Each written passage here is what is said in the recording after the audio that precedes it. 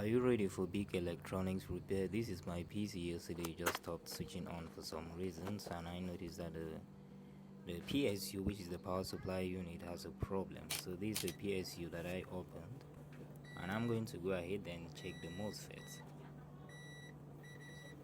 Don't worry, we will reach a point where we'll actually zoom in to show you what I'm doing. And if you're wondering if I know how to repair big electronic stuff like this, yeah, I do know how to repair them, and I've been doing this for years. I've been doing this. You can check my pictures. I've repaired like a lot of electronic stuff, different types of electronics. So I checked, and I'm removing the MOSFETs, because the reason why I'm removing this is because there is a short in the secondary part of the PSU. So I'm removing this to see if any of the MOSFETs are shorting or something like that. So I send my multimeter to continuity test mode, and I'm testing the diode reading, voltage drop throughout the MOSFETs, and everything seemed okay. They're giving a very small reading, but that's basically okay.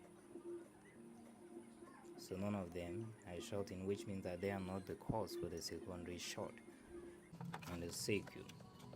So I removed a diode from this angle. That I removed one diode right there, and the diode was shorting. The diode is bad. You're going to test the diode. The diode is reading on both sides. It's reading like an inductor. That's not how a diode is supposed to read. It's supposed to give a reading from one side, and this one is even beeping 0 ohm reading from both sides, so that's very bad. So I get another DC power supply motherboard to repair, to remove the diode from. I saw the diode and it was the same size, but we are not looking for size, so we have to remove this diode, then test, because I know what I want. Also, we can check the number on it, but I'm looking for a diode with a low voltage drop throughout the diode. That's why you will have to test this using our multimeter. Test the diode reading. So it's not reading. We reverse that reading. You can see the 442 diode reading, voltage drop.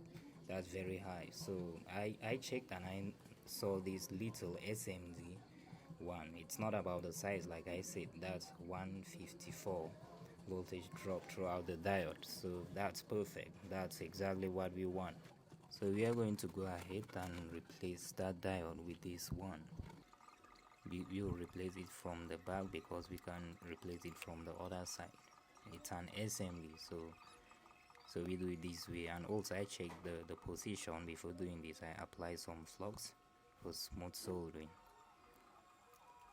So when we replaced, you can see how it looks. We go ahead and we check the reading, diode reading, and it's perfect. It's reading on both sides because it's mounted on a PCB. That's why you can see one side reading high diode reading, and the other side reading the normal diode reading of the diode. So I'm using my drilling machine to expand the holes of the MOSFETs, and I'm straightening the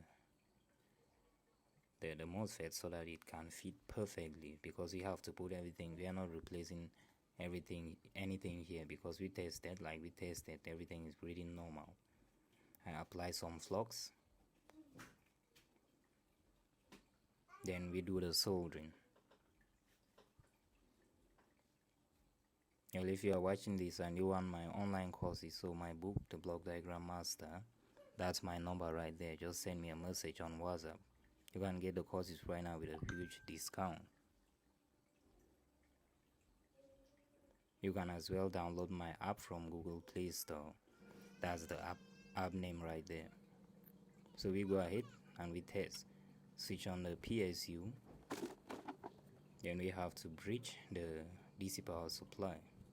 Oh, the PSU power supply. So as you can see, it's powering on. So this is the PCB.